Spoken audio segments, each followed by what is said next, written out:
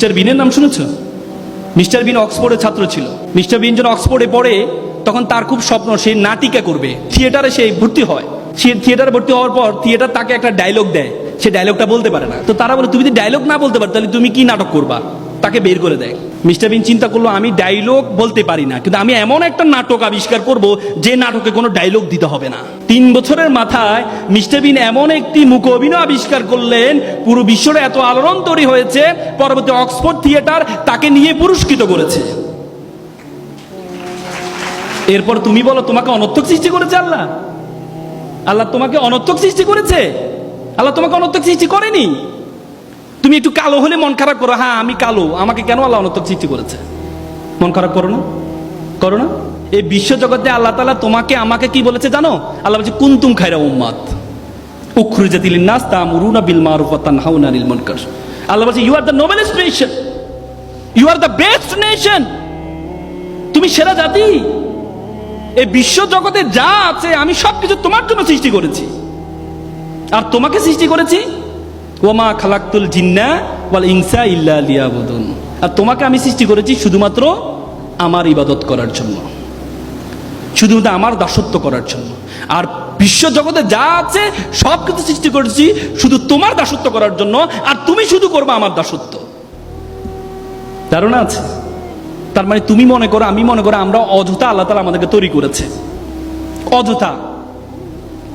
আমরা বলি না আমরা কোনো কারণ ছাড়া, এই যে কিছুদিন আগে ঢাকা বিশ্ববিদ্যালয়ের ছেলে আত্মহত্যা করলো, সুইসাইড করলো। ঢাকা বিশ্ববিদ্যালয়ের সাবেক এসপি সেও আত্মহত্যা করেছে।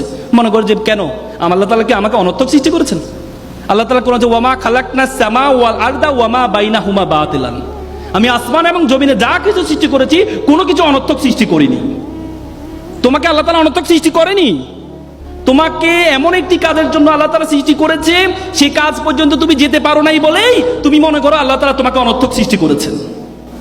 একটা ছেলে প্লে বয়, খুব সুন্দর, সবসময় মেয়েরা তার পিছনে ঘুরে। তো পড়াশোনা তো আর করে নাই, সবসময় প্লে বয় ছিল, পড়াশোনা তো আর করে নাই। তো চিন্তা করলো এবার তো বয়স তো পার হয়ে যাচ্ছে, বিয়ে তো করা দরকার। বিয়ে করতে হলেও তো বউ চালাইতে হবে, বউ চালাতো সামর্থ্য তার নাই। সে চিন্তা করলো এমন একটা মেয়ে বিয়ে করতে হবে যে মেয়ের কি, যে মেয়ে চাকরি করে। তো পরে বন্ধুকে বলে বন্ধু চলো একটা মেয়ে দেখতে যাব। বন্ধু তো ভাবছে যে তার পিছনে সুন্দর সুন্দর মেয়েরা ঘুরে, এমন এক বিশ্ব সুন্দরীকে আজকে দেখতে যাবে, একটা দেখার তো তার খুব শখ। বন্ধু যাওয়ার পর দেখে যে মেয়েটা কালো। বন্ধু মেয়ে তো কালো।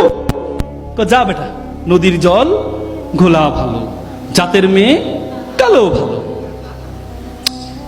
বন্ধু একটু পর বন্ধু তো ট্যাডা। যা বেটা, এটা লক্ষ্মী ট্যাডা। মানে তার যতগুলো উইকনেস আছে প্রত্যেকটা উইকনেস ইউনিকনেসে পরিণত হয়েছে শুধুমাত্র তার যোগ্যতার কারণে, শুধুমাত্র তার যোগ্যতার কারণে। আর তুমি বলো তোমাকে অনর্থক সৃষ্টি করেছে? তুমি মনে করো সুন্দরের সুন্দর আল্লাহ মিলিয়ে দেন না। আল্লাহ যোগ্যতায় সুন্দর দুইটাই মিলায় নাকি? কোরআনে বলছে আত-তাইয়্যিবাতুল লিত-তাইয়্যিবা আল খাবিসাতুল লিল খাবিসা।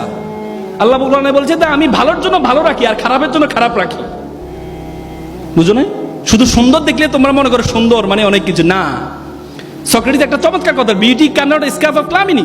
সৌন্দর্য কখনো কলঙ্ক থেকে মুক্ত থাকতে পারে না। তো সুতরাং সবসময় সুন্দরের পিছনে ঘুরিও না।